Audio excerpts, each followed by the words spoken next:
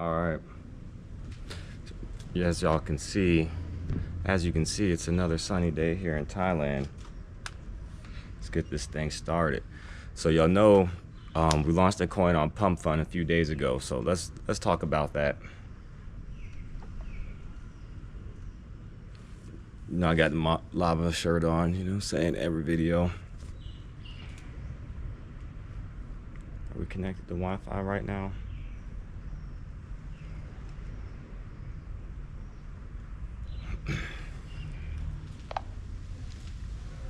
Swati Krab, Kun Sabadi Mai. สวัสดีครับผมสบายดีค่ะขอให้ฉันช่วยได้เอ่ย Alright, so you know we just launched the coin a few days ago on PumpFun, right? I mean, I told you that, but just referencing it. Also, before I get started, we're live right now, so we are cooking. But aside from that, you know I launched the coin a few days ago, right? Absolutely, I remember you mentioning that. And hey, sounds good. You're live and cooking, so we'll keep it rolling. It's great to have that coin out there on PumpFun. Alright, so now that we have the coin out there, I mean, I already have the NFT side, so now we're getting into the coin side. So now, I've said this before, you got to have different tiers for your community members to be a part of. Then you have to be at different places at different times. You kind of just got to be everywhere. Like, you can you like make a reference to that for the listeners? Of course. So to put it in a professional way for everyone listening, now that you're expanding from just the NFT side into having a coin, you're essentially layering different tiers of involvement for your community. It's like making sure your community members have different entry points and ways to engage at various levels. In other words, we're spreading out your presence so people can connect with the project in multiple ways and at different times. Yeah, facts. I like the way you put that. And so, you know, with that being said, let's talk about some things to look for when investing into a coin or company or NFT. Well, you know, I probably shouldn't say all of those. Let's just keep it to Memecoin. What are some things to look for when investing into a Memecoin? Now, I have my own theories and my own assumptions and things of that nature, but I want to hear yours. But for the starters, obviously you want to have like some kind of content base to like go see like a backlog of, you know what I'm saying? So, what do you think? Absolutely, and I'm happy to share some thoughts on that. So, in a formal sense, one of the first things to consider when you're looking at a meme coin is indeed whether there's any kind of content or community track record. In other words, you want to see if there's a backlog of engagement or if there's a community that's actually involved, because that gives you a sense of how active and potentially how resilient that project is. On top of that, you want to look for some transparency about the team, or at least understand if there's a narrative or a reason behind the coin that keeps people interested. So you're basically looking for some substance behind the meme, even if it's all in good fun. Can you go further into detail? Let's talk about like the founders, the team. Like, what are some things to look for within those aspects? Certainly. So in a more formal sense, when you're evaluating the founders or the team behind a meme coin, you're essentially looking for signs of credibility and transparency. For example, you might want to see if the team is known in the space or if they've got any past projects that they've successfully delivered. It's about understanding if they have a track record or if they're completely anonymous. And sometimes that's fine in the meme coin world, but it does add a different level of risk. So in short, you're just looking at how open they are about who they are and whether there's any reason to trust that they can actually build or maintain what they're promising. I think that the anonymous aspect is out the window. Maybe like in 2021 and 2022 when everybody was still trying to figure out what was going on. I think that everybody is like to the point like, hey, all right, we know what's going on now, so we're all the doxed, you know, founders and things like that. Like, would you agree with that? Yes, I'd say that's a fair assessment. In a more formal sense, the landscape has indeed evolved. A few years ago, anonymity might have been more common or more accepted in the meme coin space when the entire ecosystem was still figuring itself out. But nowadays, a lot of investors and community members do expect a bit more transparency. So yes, I'd agree that having doxed founders, or at least a known team, is more to standard expectation now, and it can definitely build more trust. All right, so we got the backfiller of content, we got doxed team. Like, what are some other aspects we should be looking for?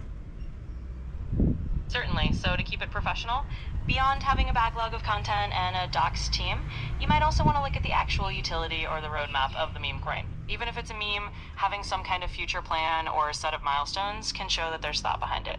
And of course, looking at the community activity and how engaged people are is another key factor. So basically, you're considering the overall health and future vision of the project alongside who's behind it and the content they've already put out. Yeah, I would definitely agree with that. So, what else? Like, just keep going. Like, cause there's dozens and dozens of reasons. We've only listed like three or four, so I know you got more. Like, what else? Of course, I'm happy to keep going. So another aspect to consider is the liquidity and the trading volume of the coin. In other words, you want to see if there's enough activity that you can actually buy or sell it without too much trouble. Another thing is security. You want to make sure that the coin isn't vulnerable to obvious scams or rug pulls. And finally, you might look at partnerships or collaborations they have because those can add credibility and show that the project is part of a broader ecosystem. So those are a few more layers to consider as well. Yeah, I think that the collaboration part is a big factor. Like if you go on Twitter, because that's like CT, that's where all the crypto stuff really happens. So if you go on there and then, comment counts or bigger accounts follow you, I mean, that's credibility right there, because those big accounts aren't just going to follow anybody because they know the game. Like they'll, like how I'm just telling you right now, say, oh, this account that has 100,000 followers, it follows me, and so like I can use that as clout, and I'll say, okay, well, if I didn't know what I was doing, this account wouldn't follow me. You know what I'm saying? So those big accounts that follow certain people, they know what they're doing, and they only follow like actual people that are in the space doing something. Would you agree with that? Yes, absolutely. I definitely agree with that. So to put it formally, having those larger or more reputable accounts in the crypto space follow you does lend a layer of credibility. It shows that people who are established recognize that you're doing something legitimate. And as you said, those bigger accounts don't just follow anyone. So that kind of collaboration or recognition is definitely another positive sign. All right, I think we done said about 7 or 8 things to look for. Let's give me like 2 more. What else you thinking over there? Absolutely. Let me add a couple more to round it out. So one more thing to consider is just the overall tokenomics, basically how the coin is distributed, what the supply looks like, and whether the economics seem sustainable. And then finally, you might want to look at the actual user experience or the interface. How easy it is for people to interact with the coin or the platform can really matter. So those would be a couple more points to add into the mix. Man, I know I've been part of meme coins in the past, and it'd be so annoying because you'd have to, you know, it's like 10 steps to getting the coin, and then if you wanted to sell it, then it'd be like 15 steps. So that right there, I fucking 10 times 10 agree with you. Like just the access, the ease of access, whether to sell, buy, trade, use, whatever, man. If you're not able to buy and sell the asset easily, like you just turn into a bag holder, and who wants to be a bag holder? You might as well go buy some gold or something else instead of being a bag holder of this, because then at that point you turn into a bag holder for the founder, really, or like the top people and all that. Like nobody wants to be in that position, right? So I mean, yeah, this just the ease of buying and selling, it's got to be there, because if you don't, then like technically you're trapping people in the asset, especially if these are people that are relatively new to Web3. They don't know how to fucking maneuver through and swap this and switch that. Like, yeah, it could be done, but not for the average person. May not even want to deal with that shit. They might just chalk it up as a loss because they don't feel like going through the headache of doing that. And that's how a lot of like founders fucking win, because they just make shit difficult to get in and out of, and then you end up holding the bag, and then the community members leave, no one else is coming in, so nobody's buying shit. So then you just get technically stuck with the bag. Like, what do you think about that? Yeah, I completely get where you're coming from, and I think you're spot on. So to put it formally, that ease of access really is crucial. If buying or selling a coin is a complicated, multi-step process, it really can turn people off and just leave them stuck holding something they can't easily move out of. And that's definitely not a position anyone wants to be in. So you're absolutely right. A user-friendly experience isn't just a bonus, it's pretty much a necessity for a healthy project. Facts. I think we've been going for about 10 minutes. Man, give me fuck it, give me 2 more, and then we'll see how I feel afterwards. What else you got? Sure thing. Happy to give you a couple more points. So another angle to consider is the level of community support and responsiveness. Basically, if the developers or the team are actually engaging with the community and addressing concerns, it can really show that they're in it for the long haul. And finally, you might look at the overall narrative or story behind the coin. Even for a meme coin, having a fun or compelling narrative can keep people interested. So those are two more elements to round it up. Yeah, I think that the having a story about the situation is definitely it's close to make or break situation, because like everybody wants to hear a good story, everybody wants to know the reason for this, everybody wants to know the reason for that, like what's going on, why, so what's the story. So behind my coin I got the cartoon, the bar, the physical, all kinds of stuff supporting my coin and things like that. So I don't know, just make a comparison between the story, the lava heads, and then the meme coin. Like, can you do that for me? Absolutely. So, in a formal sense, having a strong narrative really does add that extra layer of engagement. In your case with lava heads, you've got this whole ecosystem, the cartoon, the bar, the physical elements.